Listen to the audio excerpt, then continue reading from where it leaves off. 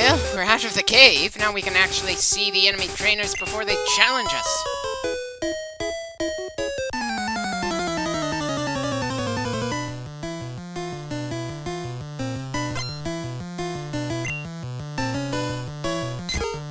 Well, you may be feeling faint, but your Pokemon look completely fresh to me. Not that we've ever run into any worn-down Pokemon in other people's team. Apparently the player is the only one around here allowed to start a battle at anything less than perfect condition.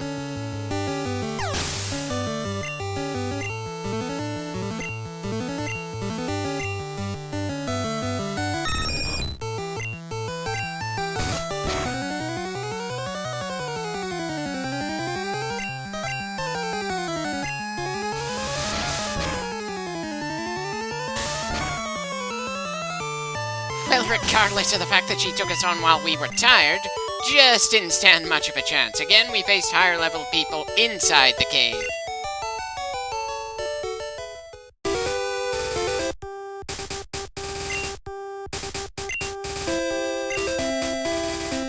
I believe you're going to have to wait until the introduction of Hoppip in the second generation, milady. That's the only pink flower-style Pokemon I can think of off the top of my head. I'm actually kind of surprised I managed to remember that Pokemon, considering it didn't feel like anything all that special to me. It was just another cute-looking one.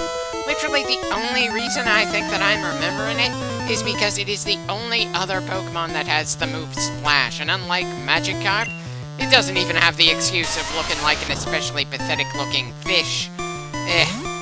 Probably a mistranslation, because in Japan, the name of the move was actually Hop, not Splash. And they didn't retranslate it when they shifted that particular Pokemon in.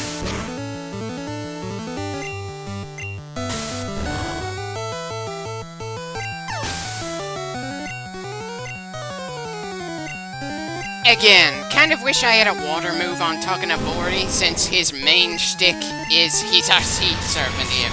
Still, even if this isn't the most efficient way to do things, it's still pretty effective against these guys.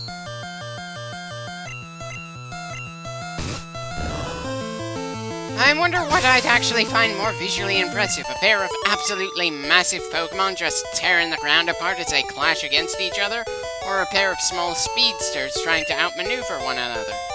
As a side note, turning a laugh into a sneeze is not much of a joke, and it only barely works in a purely text situation like this. It's the kind of gag that you need to be half asleep to appreciate in the first place.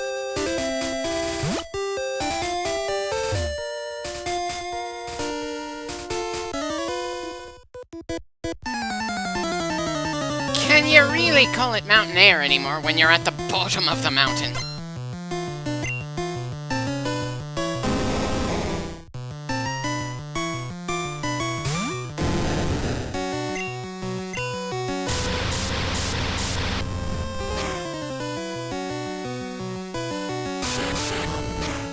Yeah, doesn't matter how you try to stall this.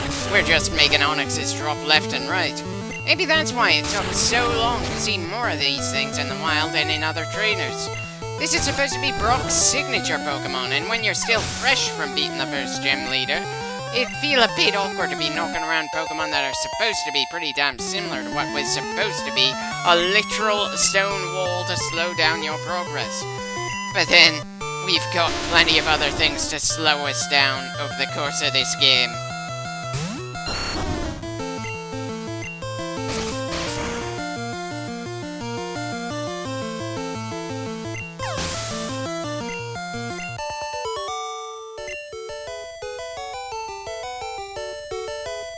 Funny, it practically put me to sleep, but that's probably because you didn't have anything in that battle that we haven't already seen before.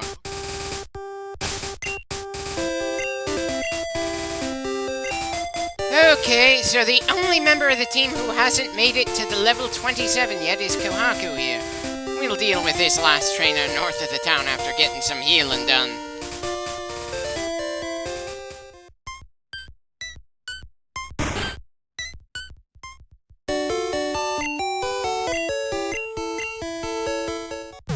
Well, the team team probably appreciates that bit of healing, no doubt about it, just like I appreciate the fact that there's only going to be 2 more major cave systems for us to go through in this game.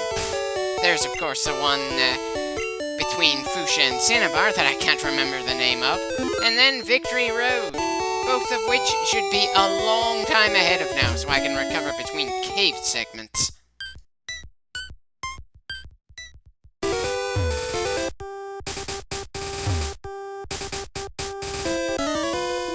Oh, I want to battle them, sir. Not that it's likely to be challenged, just that trainers are a solid source of experience points after all. You want to keep on growing in something like this.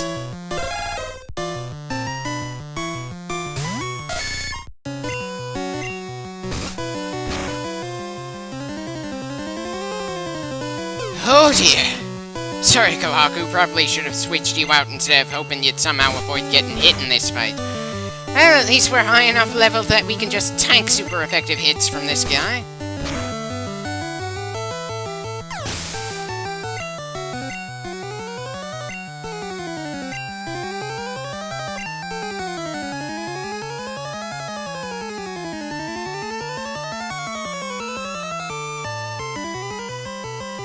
And of course, the only Pokemon we've got that can do super effective damage to a Slowpoke is also weak to a Slowpoke.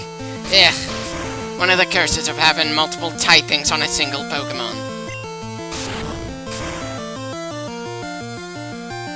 Again, we can afford to take the super effective hit. He can't.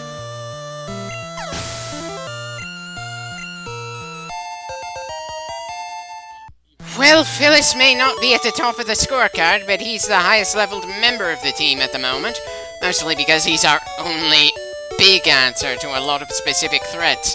While the rest of our team may resist a good amount, they don't really hit back especially hard. Considering how I seem more concerned with being able to take a hit than deliver one in this playthrough, maybe I should have picked it. Maybe I should have picked a frickin' Squirtle instead of a Bulbasaur. The turtle is the more defensive-oriented starter, after all. Again, I typically stick with the fire starter in every generation I sit down for. Anyway, there's not much we can really do in Lavender at the moment. Sure, there's plenty of people to talk to outside of the dungeon that is the tower, but we can't climb to the top of said tower without first dealing with Celadon City. And considering how downright iconic the Lavender Town theme is, I really wish there was more to do in this town, in this game.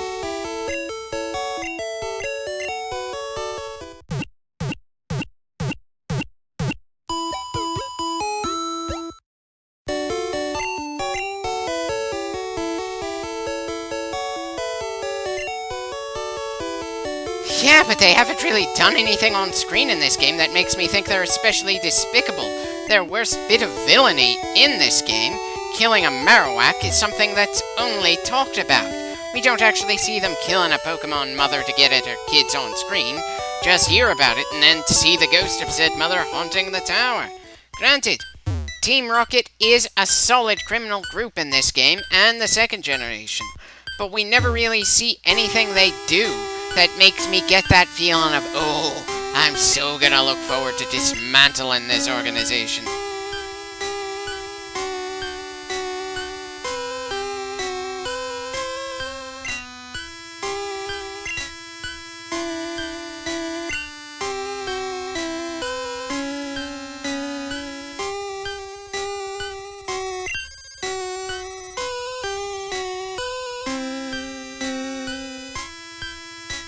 Well, I was a member of the Ghostbusters for a bit, so I kinda hope that means I'm not too much of a skeptic to be in Lavender Town.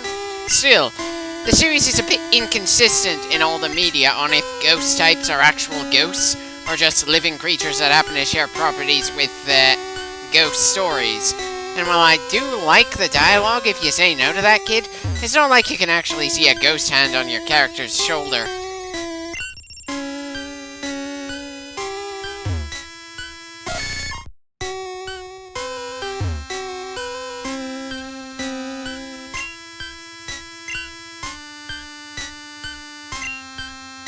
Well, it's not like I'd be able to do anything in that kind of competition anyway.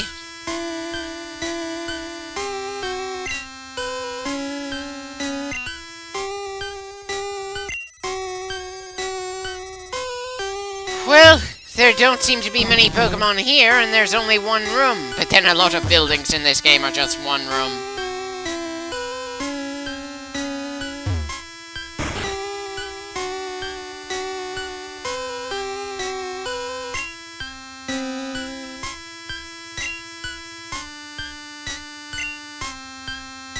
Can we get some details on how the Marowak was killed? Right. Maybe not the best idea to ask that when the orphaned kid is still in the room.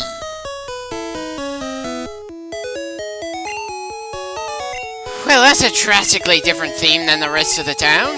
Why did they put the name Raider in a town that's specifically supposed to be rather ominous compared to the rest of the game? Of course, now I can't help feeling disappointed that the Pokemon Center and Mart also override Lavender's theme with their own. Even in a town that has a damn great atmosphere, this game can't help finding ways to unintentionally undercut themselves.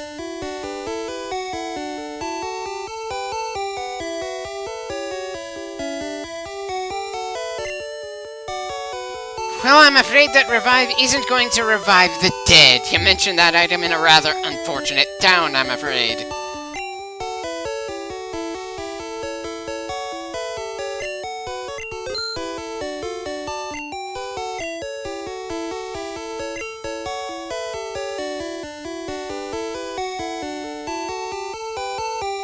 Okay, we've got plenty of bolts in our pack right now. I may as well get rid of the standard bolt, since technically, I doubt we're gonna use all that many Pokeballs at this point in the game, but still, might not hurt to have them with us just in case. At least until we actually start running out of room in our bag.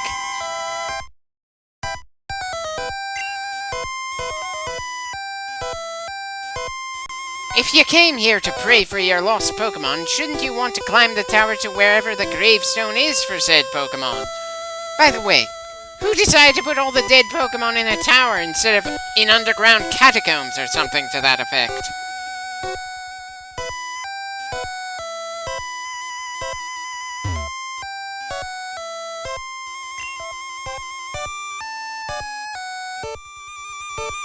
Well, so long as they're inclined to mischief instead of murder, I think we'll be just fine with them.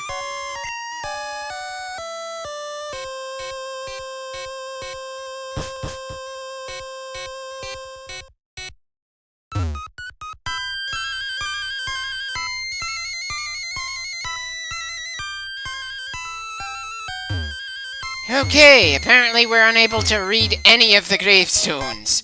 Not even sure why I was hoping to be able to.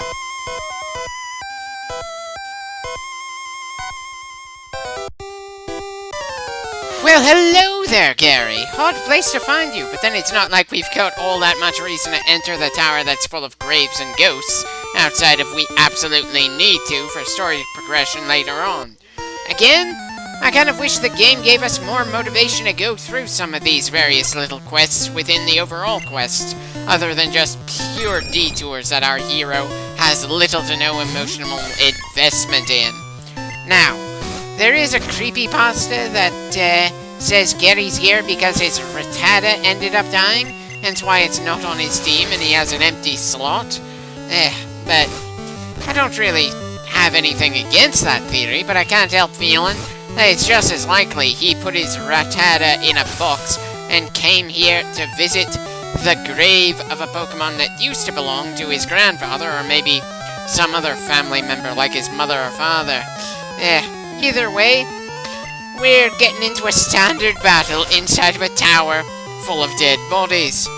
I'm pretty sure this may count as disrespectful of the dead, but then there are a lot of other battles in this tower.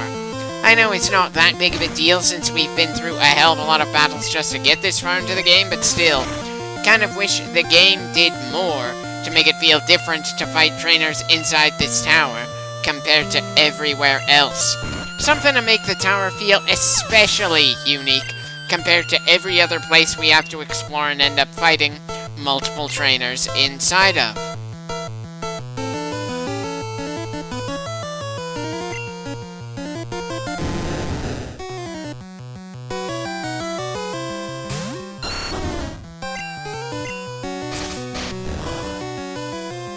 Okay, so his flying typing takes precedence over his water type. Good to know for Takanobori in the future. Of course, now part of me can't help feeling a bit embarrassed that Gary has some of the same tastes in Pokemon as me. I mean, sure, it makes sense on some level since he's supposed to be our most consistent threat in the game. So of course he has some pretty strong Pokemon of his own. And a Gyarados and a Kadabra are both pretty damn solid to the point that I'm already annoyed with myself for deciding not to have either of them in my second generation team before we even start the second generation. Doesn't hurt that even with a level disadvantage, he's doing a better job of giving us trouble than most of the other trainers we've met in the main game, though I'm afraid he's outperformed by the trainers in Pokemon Stadium.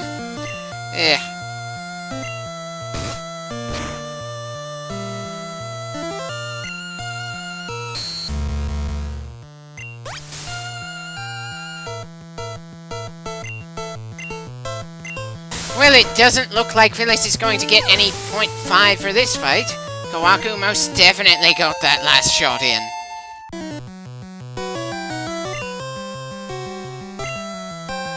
And there's no way I'd be sending Kawaku or Phyllis against a Kadabra, even if they weren't already worn down.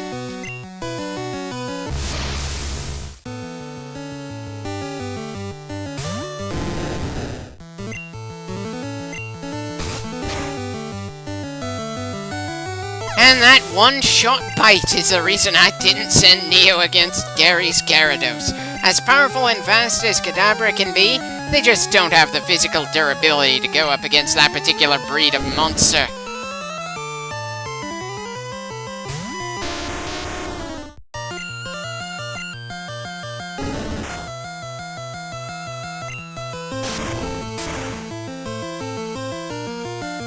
Huh. Really was hoping that would be a one-shot win against that Charmeleon.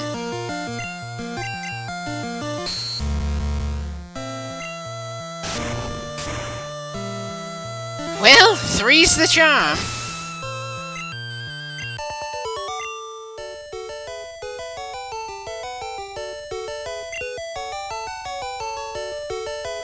No, you didn't take it easy on us. You did impressively well despite the level disadvantage you have here.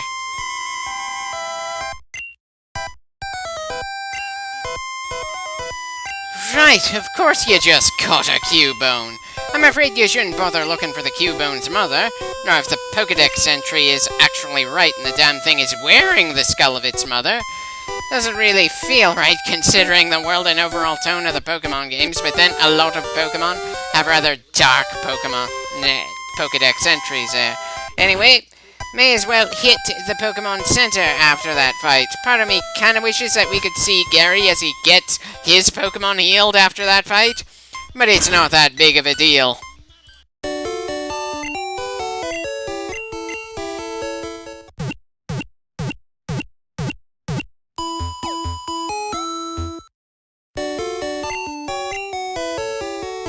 Well, this seems about as good a point to save as any, but I think I can squeeze in one more bit of raw footage into this clip. Sure, this clip is going to end up looking like one of the longer ones in the game, so it's going to be more of a pain in the ass to find the time to do all the audio lines in, but, it kind of needs that much more meat.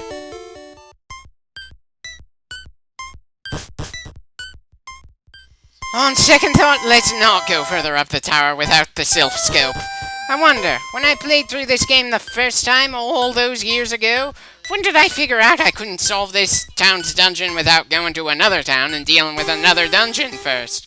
Because at the very least, I remember dealing with all the trainers in there just before the final floor. Speaking of trainers, time to get into a bunch more fights on the road.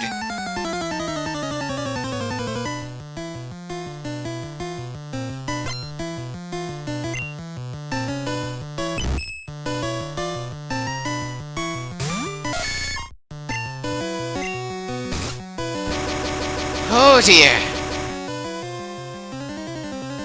Well, at least whatever went wrong with my emulator there managed to fix itself in a hurry.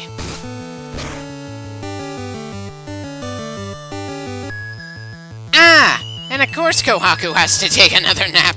Really, every time we've been getting hit with sleep-inducing moves lately, he's been the one to succumb to that crap. Come on, buddy, let some of the others sleep as well. Hell, let me sleep!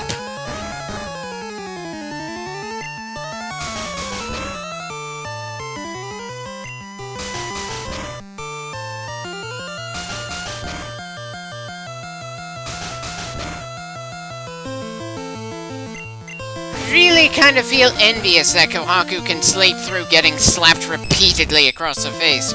Sometimes all it takes to wake me up is the sound of a bird walking on my air conditioner in the summer.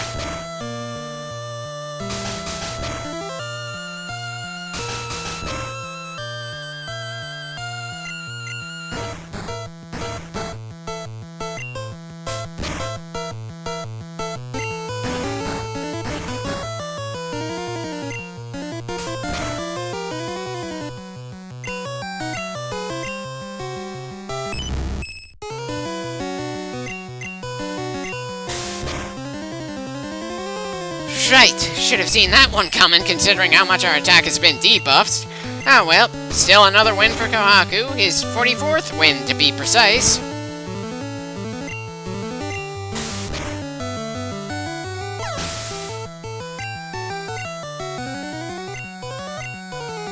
Sorry Kohaku, but you're in no condition to fight another like that. I swear, sleep is one of the most annoying side effects to have to deal with.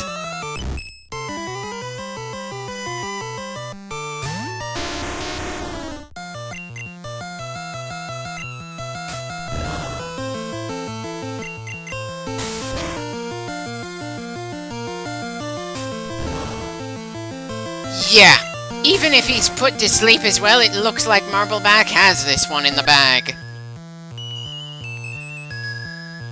Right, seems someone other than Kohaku is taking a nap now as well. But for some reason, Marbleback woke up before sleep could actually let him take any real damage. Whereas Kohaku took quite a while to wake up.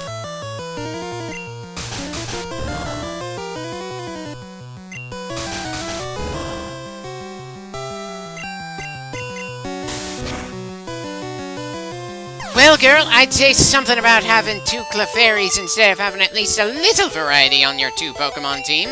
But to be fair, one of them did quite a number on Kohaku. Guess our Nidorino is just having a poor run of luck at the moment. Anyway, back to the Pokemon Center. At least we don't have to travel far for it.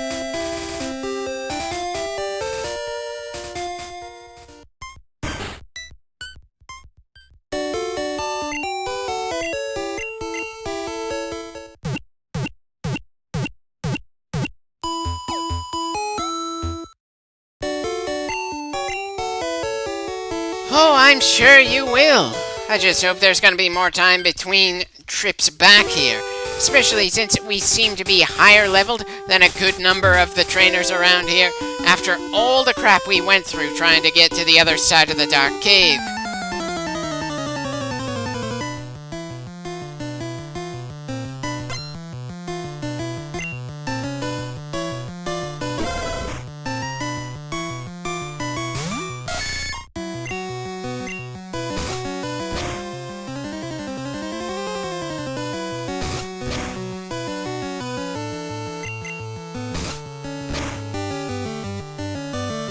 Well, at least Kohaku's having better luck against this Gambler's team so far, but the Gambler's team is higher leveled than the last that did a number on Kohaku. How does that make sense?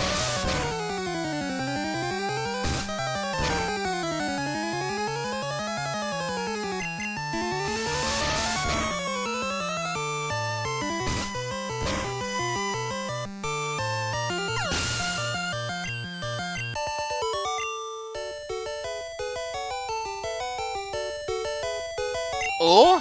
What score were you aiming for? Not that I'm keeping track of the various, scores on the team for anything other than it seems amusing to me, and no, that Peanuts analogy doesn't work, especially with how many people just plain aren't capable of eating peanuts. Anyway, time to start scanning the local grass for new Pokemon. Not expecting to get anything fast, but may as well check it, for the rest of this clip.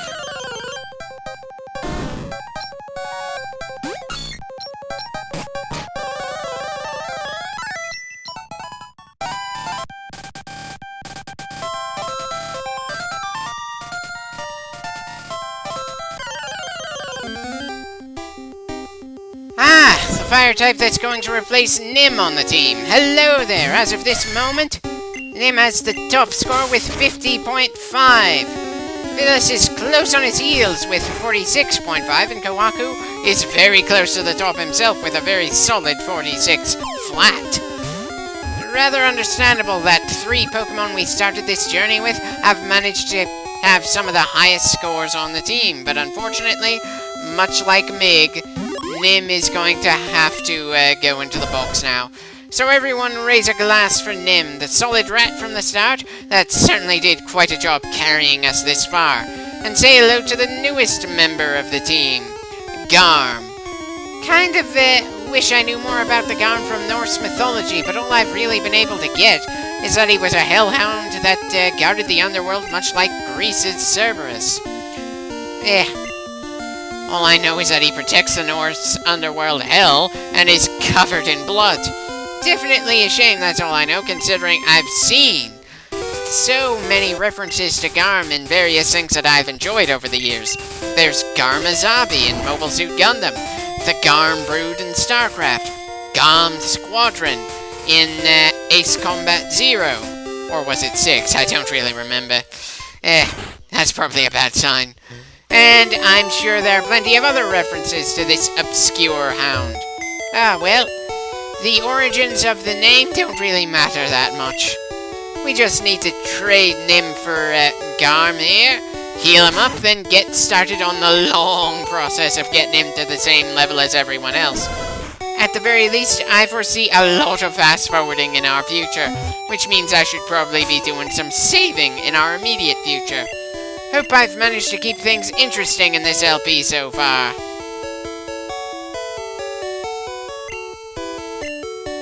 Yeah, we're definitely gonna be seeing this girl a lot as we grind Garm up to snuff.